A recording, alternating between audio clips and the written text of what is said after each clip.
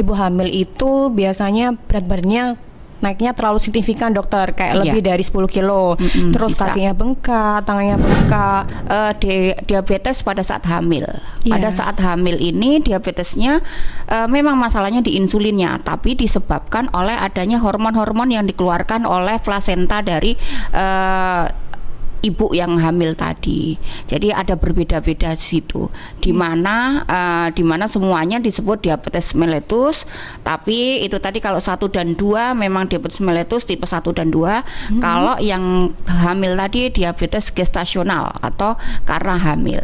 Karena kondisi hamil saja, setelah tidak hamil insya Allah udah normal kembali. Oh iya. Faktor risiko pada ibu hamil biasanya bisa dilihat pada kalau hamil pertama sudah pernah ada DM gestasional, atau hamil pertama bayi yang lahir terlalu besar di atas 4 kilo, 3,5 sampai 4 kilo.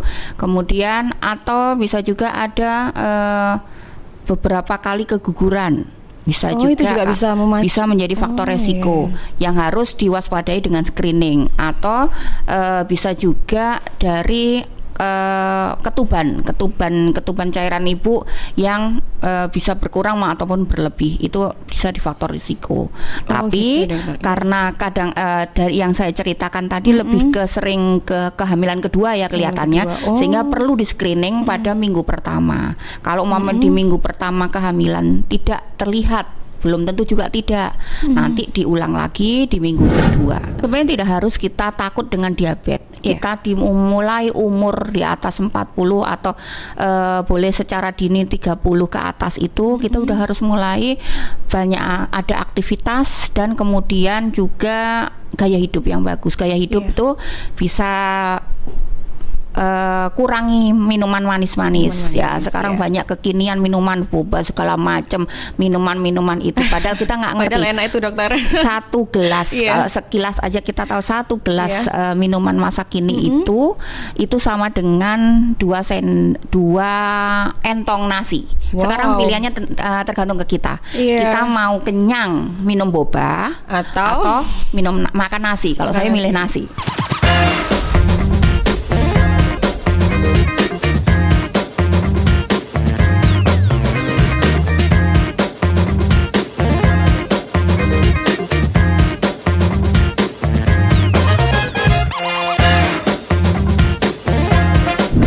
Lagi dengan Kendang Sari Podcast. Hari ini kita akan membahas tentang bagaimana cara mencegah diabetes sejak dini. Nah, kita akan ditemani oleh dokter terkemuka kita di Kendang Sari, yaitu Dr. Dety, spesialis penyakit dalam. Ya, selamat siang dokter. Sehat dokter? Siang, alhamdulillah sehat Mbak. Hari ini kita akan membahas tentang cegah gimana sih untuk diabetes ini agar tidak terjadi pada ibu hamil. Mohon maaf dokter, biasanya nih dokter, untuk seseorang dikatakan mengalami diabetes itu seperti apa nih dokter? Oke, kita bicara secara diabetes secara umum dulu ya Mbak ya, bukan untuk ibu hamil. Sebenarnya untuk diabetes itu sendiri bisa disebabkan oleh gangguan yang dinamakan insulin atau hormon yang ada di dalam tubuh, yang tugasnya dia nanti akan menurunkan gula-gula yang berlebih pada darah. Ada 3 hal yang menyebabkan insulin ini tidak bekerja dengan bagus. 1, memang di tubuh kita tidak ada insulin, sehingga otomatis setiap gula yang berlebih tidak akan bisa diturunkan. Itu memang jumlahnya tidak ada. Itu biasa disebut DM tipe 1, biasa pada usia muda. Di bawah sekitar 20 tahun. Jadi memang genetik bermasalah di insulinnya. Jadi pembawa ya dokter. Kalau yang kedua, tadinya enggak apa-apa, insulin jumlahnya bagus, fungsinya bagus, tetapi karena paparan gula yang berlebih, misal karena pola hidup kita, gaya hidup kita yang berlebih, ini nanti biasa pada umur setengah tua, dewasa muda, sekarang sekitar 40-an. Nah, karena gaya hidup yang tidak bagus atau kurang baik, itu dinamakan DM tipe 2. Itu nanti insulinnya sudah memang ada, tapi lama-lama terpapar sehingga fungsinya menurun. Itu yang kedua. Yang ketiga tadi yang disebut Mbak Diah mungkin diabetes pada saat hamil. Pada saat hamil ini diabetesnya memang masalahnya di insulinnya, tapi disebabkan oleh adanya hormon-hormon yang dikeluarkan oleh plasenta dari ibu yang hamil tadi. Jadi ada berbeda-beda di situ. Di mana semuanya disebut diabetes mellitus, tapi itu tadi kalau 1 dan 2 memang diabetes mellitus tipe 1 dan 2. Kalau yang hamil tadi diabetes gestasional atau karena hamil. Karena kondisi hamil saja, setelah tidak hamil insya Allah udah normal kembali. Oh iya. Jadi dokter, sebenarnya siapa saja sih yang bisa berpotensi mengalami diabetes ini sendiri, dokter? Seperti yang tadi definisi yang saya utarakan sebelumnya ya. Jadi memang genetik, berarti memang ada yang dari umur muda sudah terkena diabetes. Yang sekarang karena gaya hidup mungkin yang kedua. Itu biasa karena banyak pola makan, terlalu banyak manis, terlalu banyak karbo, dan yang anak sekarang sering lakukan terlalu banyak mager ya. Jadi jempolnya aja yang bergerak, Mbak. Jempolnya yang bergerak jadi banyak magernya, sehingga akhirnya kurang aktivitas sehingga itu menyebabkan resiko terjadinya diabetes, terutama diabetes tipe 2. Kalau untuk hamil memang tidak bisa diprediksi kadang-kadang, tapi bisa di screening dari awal. Screening itu contohnya seperti tensi yang tinggi tidak, dokter? Bukan Jadi ya? pada screening pada awal-awal bulan, di minggu awal dan minggu kedua ketiga. Faktor risiko pada ibu hamil biasanya bisa dilihat pada kalau hamil pertama sudah pernah ada DM gestasional. Atau hamil pertama bayi yang lahir terlalu besar di atas 4 kilo, 3,5 sampai 4 kilo. Kemudian atau bisa juga ada beberapa kali keguguran. Bisa juga bisa menjadi faktor resiko yang harus diwaspadai dengan screening. Atau bisa juga dari ketuban cairan ibu yang bisa berkurang ataupun berlebih, itu bisa di faktor risiko. Tapi gitu, karena kadang dari yang saya ceritakan tadi lebih sering ke kehamilan kedua ya kelihatannya, sehingga perlu di screening pada minggu pertama. Kalau di minggu pertama kehamilan tidak terlihat, belum tentu juga tidak. Nanti diulang lagi di minggu kedua kehamilan. Ya, nanti ada patokan-patokan kapan harus mengulang lagi untuk pemeriksaan gula darah untuk memastikan terkena diabetes gestasional apa tidak. Oh gitu. Soalnya ada beberapa nih ibu hamil itu biasanya berat badannya naiknya terlalu signifikan, dokter, kayak lebih dari 10 kilo. Terus bisa. Kakinya bengkak, tangannya bengkak. Itu biasanya pasti disarankan untuk cek gula darah ya, dokter? Ya, bisa untuk screeningnya awal. Tapi kalau sebelum ada keluhan-keluhan itu, sekarang lebih baik memang screening di awal. Screening di awal, pada saat trimester awal ya, dokter? Iya, waktu trimester seperti awal. Pemeriksaan toksoplasma seperti itu dijadikan satu di situ ya, dokter? Nanti kalau sudah belum ada kelihatan, nanti diulang lagi di trimester 2. Oh gitu, wow, seru sekali ya hari ini topiknya. Jadi dokter gini, untuk penyebab diabetes saat kehamilan itu sepertinya bagaimana, dokter? Penyebabnya? Kalau penyebabnya memang disebabkan adanya keluar hormon-hormon dari plasenta yang menyebabkan insulin tadi fungsinya tidak baik, apa yang disebut di medis resistensi insulin. Jadi insulin itu tadi kan fungsinya kalau ada gula berlebih, dia akan seperti anak kunci membukakan sel di dalam tubuh kita, kemudian gula yang berlebih dimasukkan dalam sel, kemudian diubah menjadi energi. Nah, kalau umpama insulinnya bermasalah, gula yang berlebih tadi tidak akan dimasukkan sel, sehingga dia akan beredar di pembuluh darah, di peredaran darah itu makin banyak, sehingga tidak dijadikan energi. Maka dari itu biasanya pada gula-gula yang berlebih justru kita malah terasa lemas karena tidak dirubah jadi energi di dalam sel. Oh gitu ya, dokter ya.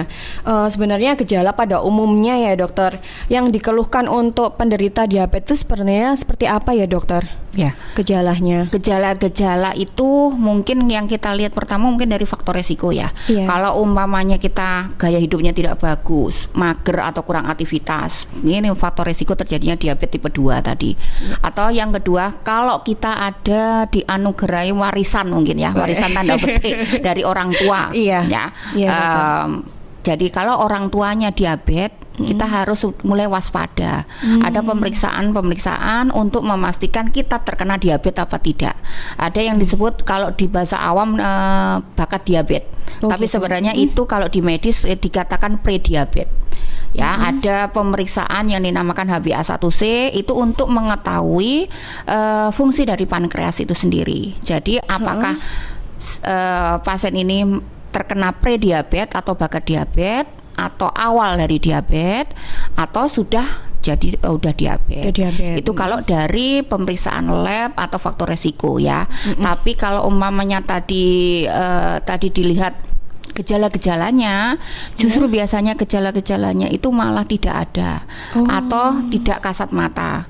Baru terlihat kalau ada gejala jika sudah terjadi komplikasi-komplikasi kronik. Seperti kayak luka kecil, ya, gatal gitu ya dokter. Ada luka-luka yang tidak sembuh-sembuh, gitu, atau sering juga berat badan yang kurus tiba-tiba. Jadi makannya kurus itu bisa berpotensi diabetes juga ya dokter. Jadi makannya banyak, tiba-tiba kurusnya bisa sampai 5-10 kilo dalam sebulan.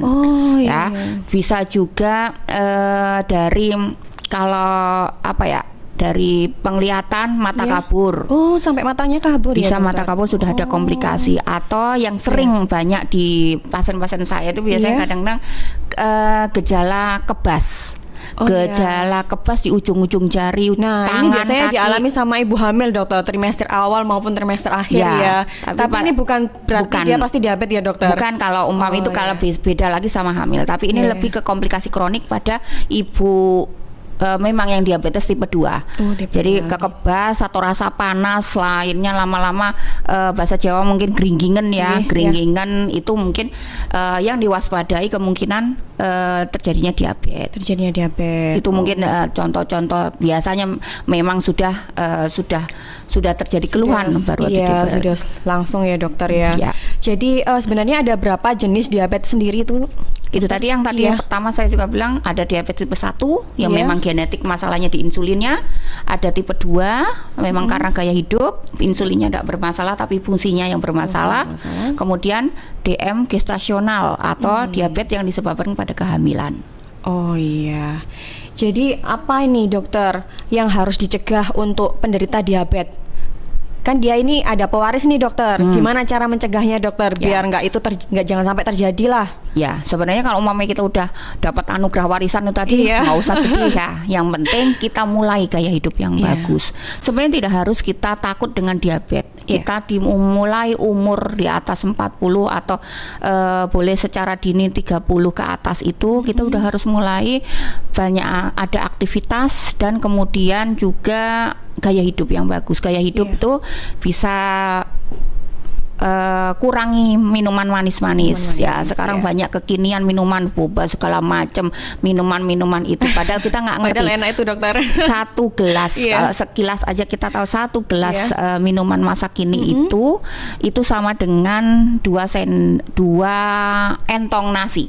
Sekarang pilihannya tergantung ke kita. Kita mau kenyang minum boba atau makan nasi. Kalau saya milih nasi. Saya Indonesia asli soalnya. Jadi sebenarnya untuk itu tadi kalau orang-orang ini kadang-kadang untuk diet itu yang ditakutkan nyiri apa kayak memantangi nasi. Padahal sebenarnya si nasi itu tidak bermasalah. Sebenarnya kita mulai dari tadi kurangi manis ya. Gula itu penting sekali, kalau bisa dikurangi sekali. Terus yang penting gantinya susu nggak apa-apa ya dokter? Kalau misalnya nih pengen kayak kopi gitu, jadi nggak ada gulanya dikasih kok susu aja. Tetap itu ada manisnya. Dikurangi porsinya. Terus kemudian nanti kalau makan dimulai 3C ya, dari jadwal. Jadi sebisa mungkin makan rutin ya. Kemudian jenisnya diperhatikan. Karbonya jangan terlalu banyak, sayur lauk banyak. Jadi kalau orang Jawa dulu kan biasanya nasinya banyak, lauknya dinyempil di pojok-pojok itu ya. Sekarang dibalik kalau bisa. Dokter, sayur lauknya banyak, nasinya secukupnya. Bukan tidak makan nasi, kita Iya. masih membutuhkan karbo. Iya. Boleh makan nasi, monggo enggak apa-apa.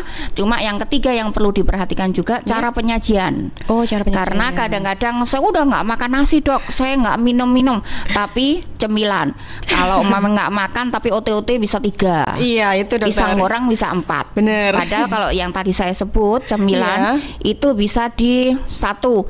Itu udah karbo. Kayak OT-OT itu karbonya di tepung. Iya. Kemudian ada lagi kalori yang menyebabkan tinggi adalah di minyaknya. Di minyaknya. Karena kayak OT-OT pisang goreng itu kan minyaknya mesti lebih banyak.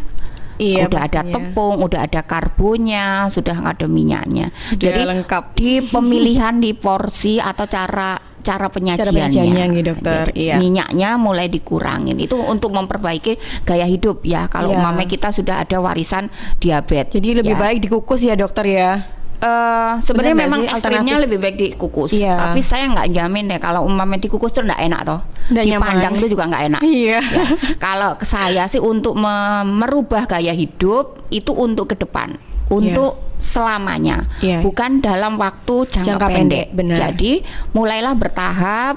Kalau nanti memang kita nanti sudah nyaman dengan kukusan sampai suatu saat Iya. nanti nggak masalah, tapi bertahap. Waduh. Kalau tidak perlu dikukus nggak apa-apa, tapi disiasati, Disiasati. mengurangi minyak.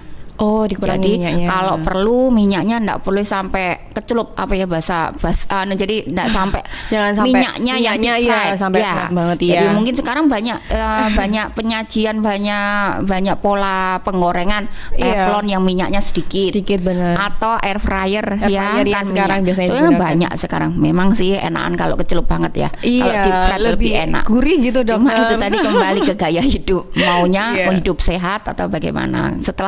Setelah tadi mengganti gaya hidup dari dietnya, dari makanan dan minumannya, Iya. mulai olahraga. Olahraga, dokter. Olahraga bergerak apapun yang Apapun penting ya. rutin. Meskipun bersih-bersih rumah itu ya, dokter ya. Itu juga bergerak kan, dokter? Tujuannya lain. Nanti Oh, kalau beda ya? bersih-bersih rumah, bersih-bersih kamar, di kamarnya anaknya ngomel itu beda lagi nanti. Yang ada stresnya yang Stresnya lebih keluar, tinggi ya. nggak ada olahraganya jadinya. Benar, Nanti benar. hormon stres yang keluar. Olahraga nggak perlu terlalu berat.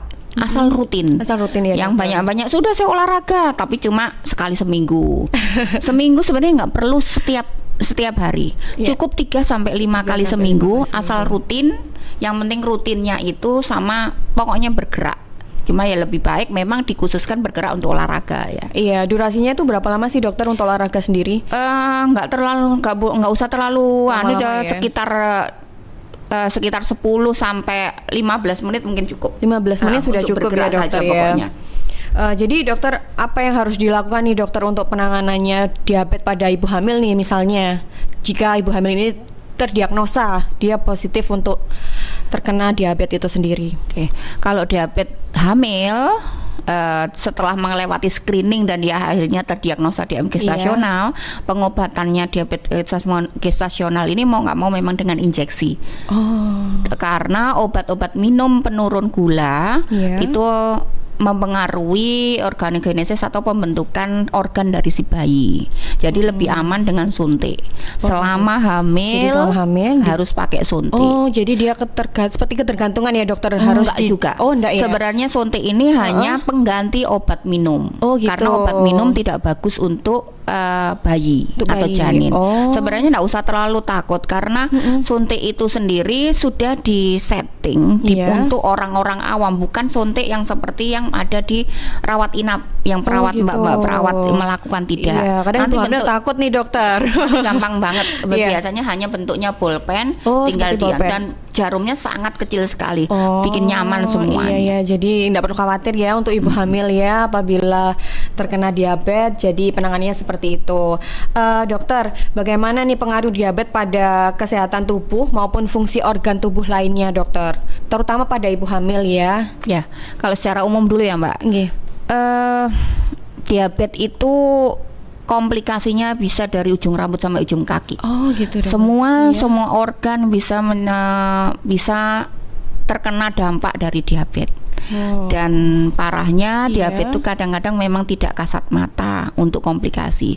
Sehingga itu tadi kalau kita sudah punya curiga kemungkinan ada riwayat diabetes dari orang tua atau keluarga lainnya, kita harus mulai gaya hidupnya dirubah, mulai beraktivitas olahraganya.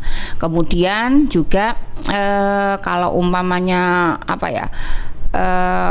untuk screening pemeriksaan HbA1c untuk mengetahui kita diabetes apa tidak. Sebenarnya lebih ke waspada dulu deh, Mbak. Waspada dulu ya, dokter. Iya, jadi jangan sampai nunggu ada keluhan jangan nunggu sampai ada komplikasi, karena biasanya kalau sudah komplikasi biasanya sudah sulit untuk kembali normal, karena komplikasinya bisa macam-macam, bisa di mata, ada bisa sampai mata kabur bahkan kebutaan, kemudian di gigi, mungkin akan gigi yang sering berlobang dan sulit untuk sembuh bisa. Gitu kemudian dari atau giginya lebih gampang menggeser, atau gingivitis atau sekitar gingiva atau yang penyangga untuk giginya itu longgar. Jadi gampang terjadi infeksi. Itu kalau belum di gigi. Kemudian belum kalau di jantung. Belum di jantung bisa ada namanya kardiomiopati. Belum di lambung ada yang karena gerakan peristaltiknya karena polineuropati di lambung, atau polineuropati di saraf-saraf tepi di ujung-ujung kaki, ujung-ujung tangan. Belum di ginjal. Semua organ bisa kena. Pasti kena ya, Dok. Ya, yang membuat resah dan gulana mungkin kalau di laki-laki ya, Mbak ya. Bisa mungkin menyebabkan apa yang disebut impoten ya. Karena itu bukan hanya masalah medis saja, psikologis juga akan terganggu. Terganggu. Kalau perempuan juga bisa, biasanya ada gatal-gatal di area kemaluan. Itu juga bisa ya, dokter ya. Komplikasi. Jadi banyak komplikasi. Jadi yang penting memang screening lebih dahulu, itu jauh lebih bagus, dan perubahan gaya hidup dan aktivitas. Gitu, dokter. Dokter, kalau misalnya nih ibu hamilnya sariawan nih, dokter, karena giginya yang lubang, terus adanya juga gatal di bagian kemaluan dan adanya keputihan sehingga warnanya sampai warnanya hijau, itu biasanya gimana penanganannya, dokter? Itu tetap harus cek gula juga? Kalau DM gestasional beda, Mbak. Beda ya, dokter. Kalau keluhan-keluhan yang tadi saya sebut itu adalah keluhan-keluhan untuk diabetes tipe 2. Tipe 2. Bisa jadi pada DM gestasional tidak terjadi komplikasi kronik, karena yang tadi saya sebut ada kronik atau yang berjangka panjang. Biasanya memang keluhan-keluhan yang tadi disebut Madia itu memang keluhan dari hamilnya saja. Karena hormon hamil ya, dokter. Tapi tetap screening untuk diabetes pada kehamilan penting pada trimester awal. Gitu ya cara mendeteksinya ya, dokter. Jadi gini, dokter, untuk diet sendiri apa sih, dokter, yang disarankan untuk dokter diet khusus nih, baik ibu yang tidak hamil maupun ibu hamil, apa, dokter, pesannya? Sama seperti yang tadi saya bilang. 3J dari jadwal, rutinitas, untuk gampangnya jam 7, jam 1, jam 7. Makan pagi jam 7, siang jam 1, sore jam 7. Di tengah-tengah makan besar itu ada yang disebut snack atau makan ringan. Porsinya sepertiga dari makan besar. Jadwal itu dari jadwal. Yang kedua dari jumlah, porsinya diperhatikan. Apa yang kita butuhkan di karbohidrat berapa banyak, protein berapa banyak, itu yang perlu diperhatikan. Karbo atau yang manis-manis porsinya dikurangin. Tapi untuk protein bisa lebih tinggi, lebih banyak, dan sayur-sayuran atau nutrisi yang lain. Tapi hati-hati kalau ada komplikasi ginjal, mungkin protein beda lagi. Tapi ini untuk secara umum yang belum ada komplikasi ya, Mbak. Kemudian setelah jumlah, jadwal dan jumlah, tadi yang 3 adalah jenis penyajian yang saya bilang. Hati-hati minyak peringkat nomor 1 meningkatkan kalori. Jadi kadang-kadang takutnya di nasi tapi gorengannya jos. Itu yang harus dihindari. Susah, apalagi minyaknya sebisa mungkin dikurangi. Kemudian kayak lemak-lemak dan santan juga mulai dikurangi. Ya, dokter. Jadi tidak usah terlalu kaku sebenarnya untuk diet ya. Jadi kita patokin aja kalau kita lapar di jam berapa ini kita makan. Kalau jam makan siang ya udah makan siang seperti biasa. Gitu ya, dokter. Kalau belum makan siang udah makan siang, masih lapar lagi 2 jam lagi, masih boleh makan, tapi porsinya harus lebih sedikit dan pilih di 3J tadi yang bagaimana, karena porsinya harus sepertiga dari makanan besar. Sepertiga dari makan besar ya, dokter. Kalau misalnya nih nasi putih kan nggak boleh banyak-banyak nih. Kalau diganti sama nasi merah gimana, dokter? Kan biasanya porsinya banyak nih, kayak kurang lega gitu, dokter, kalau nggak makan nasi banyak. Sebenarnya pernasian-nasian itu mau nasi putih, nasi merah, nasi hitam, atau nasi kuning sekalian, atau nasi sekarang yang ada yang lagi itu nasi bunga telang, nasi biru. Ya, itu enak, dokter. Sebenarnya semua itu dibedakan dengan indeks glikemiknya. Kenapa nasi putih itu kurang bagus dibanding nasi yang lainnya? Karena nasi putih itu glikemiknya terlalu tinggi. Maksudnya apa? Jadi dia kalau ngendon atau berubah menjadi glukosa itu lebih banyak di dalam tubuh, sehingga sulit untuk lebih tinggi, menyebabkan gula yang berlebih dalam tubuh. Itu kalau indeks glikemik yang tinggi. Tetap meskipun mau nasi apapun, porsi tetap secukupnya saja. Secukupnya saja ya, dokter. Ya. Memang apapun yang berlebihan itu memang nggak baik ya, dokter. Sebenarnya lebih gampang kalau kita pengen ngenyangin. Iya, ngenyangin gimana nih, dokter? Nasi itu kita konotasinya bikin kenyang. Iya, benar. Tapi ini sebenarnya saya coba sendiri di saya sendiri Nasi saya nggak bisa hilang sama nasi. Saya bersahabat erat. Dia keluarga dekat saya nasi itu. Jadi saya nggak bisa nggak makan nasi. Boleh makan nasi, tapi saya mulai porsinya nasi dikecilkan, tapi protein sama sayur. Proteinnya lebih banyak ya, dokter. Kita biasanya protein makan ayam itu porsinya kecil banget. Kecil banget ya, dokter. Ya kan, biasa kan gitu toh. Apalagi orang Jawa zaman dulu, kalau umpamanya lauknya masih ada, nggak makan nasi itu nggak bagus. Kalau bilang ibu saya dulu bilang mesti gini, gak pantas segone akeh kok. Nasinya masih ikannya masih banyak, tambahin nasi, tambahin kan nasi, selalu gitu. Padahal sebenarnya kalau kita makan di protein lebih banyak dan nutrisi banyak, sayurnya lebih banyak, kita akan kenyang. Oh gitu ya, berarti banyakin sayurnya. Cuman membiasakan seperti itu butuh waktu. Iya, agak susah memang, mungkin dokter. Bertahap. Biasanya mungkin 3 entong. Mungkin di bulan ini coba 2 entong, proteinnya ditambahin. Kemudian di bulan depan diturunkan cukup 1 entong aja udah. Lama-lama kita begah kalau umpamanya udah berlebih. Kalau udah pembiasaan. Niatnya ya itu tadi, pengen hidup sehat. Pengen hidup sehat ya, dokter, untuk jangka panjang nantinya. Iya. Bagi yang sudah menderita penyakit diabetes sendiri, dokter, ini bukan untuk ibu hamil ya. Sementara untuk ibu normal pada umumnya, itu kontrolnya berapa bulan sekali sih, dokter, atau harus intens seperti itu kontrolnya? Oke, kalau untuk sudah kita didiagnosa diabetes, bukan hamil ya, memang diabetes mellitus terutama tipe 1 ataupun 2, itu wajib kontrol untuk sebulan sekali.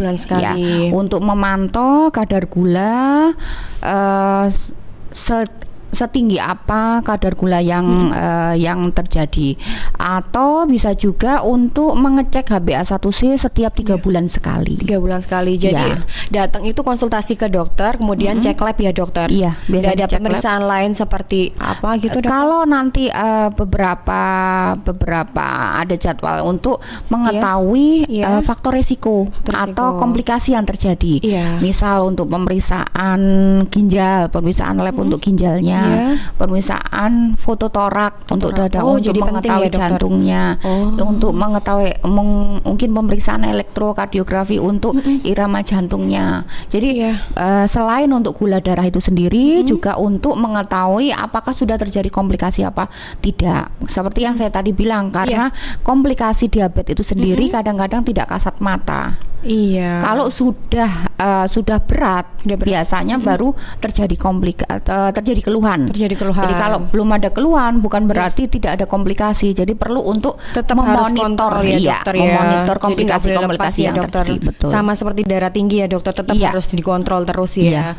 Jadi gini, dokter, kalau misalnya nih kalau misalnya ibu hamil digigit nyamuk nih, dokter, terus tiba-tiba digaruk aja, terus ada nanahnya, dokter, itu kayaknya semakin besar, dia nggak tahu kalau ternyata dia diabetes, itu gimana, dokter, solusinya?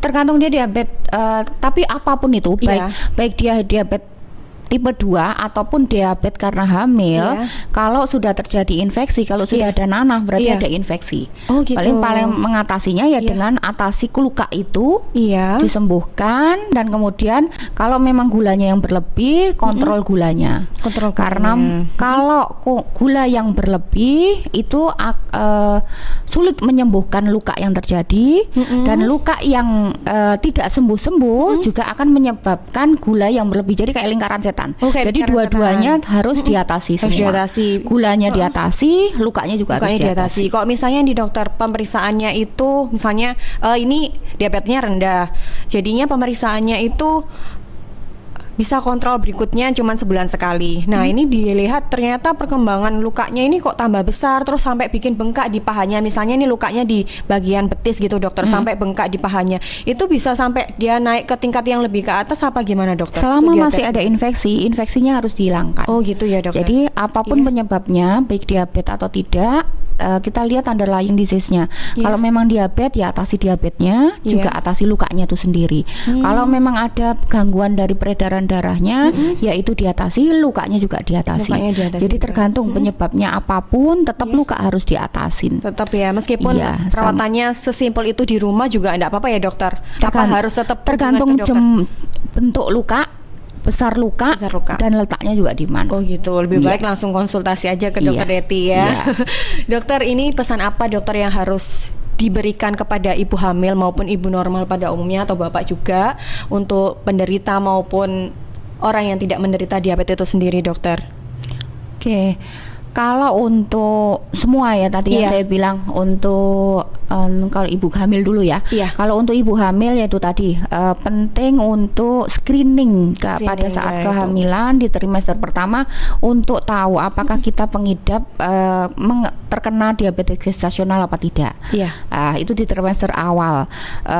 Bukan berarti kalau tidak ada, Iya. bukan berarti tidak ada DM gestasional. Nanti Iya. bisa diulang di trimester 2 atau 3 ya. Tapi kalau umpamanya si ibu hamil tadi memang sebelumnya sudah mengidap diabetes mellitus, ya. itu juga harus lebih hati-hati. Oh. Itu juga perlu kontrol, perlu untuk memonitor gulanya. Monitor gulanya ya. Itu pada ibu hamil. Kalau pada ibu bukan hamil tapi diabetes mellitus, gaya hidup dan aktivitas olahraga sangat penting dimulai karena pilar penata laksanaan diabetes Iya. itu adalah selain obat-obatan, itu perlu untuk diet, kemudian aktivitas olahraga, Iya. dan sebelumnya adalah edukasi bahwa diabetes itu apa, komplikasinya apa, itu perlu kita ketahui untuk kita bisa mencegah semuanya terjadi. Baik, jadi seperti itu ya pemirsa. Dokter, maaf nih tanya lagi terakhir kali aja dokter. Kalau misalnya nih ibu hamil ini ternyata diabetesnya tinggi, itu bisa berpengaruh ke janinnya, bisa sampai kematian pada janin nggak sih dokter? Ya. Ada nih banyak sekali ibu yang khawatir. Kadang padahal di awal sampai trimester 2 aman-aman aja, ada diabetes. Ternyata pada trimester akhir kenaikan yang tinggi. Dan di situ dikatakan bahwa diabetesnya tinggi. Nah, itu bisa menyebabkan kematian nggak dokter? Oke, tadi saya bicara tentang Iya. komplikasi yang bukan diabetes Iya. ya. Sekarang komplikasi yang terjadi pada DM gestasional atau diabetes karena kehamilan. Iya.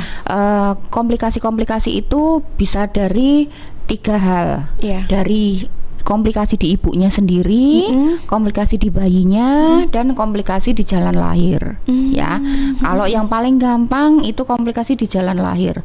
Biasanya terkait dengan komplikasi pada bayi, pada DM gestasional atau diabetes karena kehamilan itu berat badan bayi atau si janinnya itu nanti akan besar. Sehingga kalau persalinan normal akan terjadi gangguan pada saat terjadi persalinan. Bisa bahu si Bahunya bayi bisa, terganggu, bisa patah ataupun terganggu dalam mengeluarkan si bayinya. Itu kalau dari si jalan persalinan sama normal si bayinya.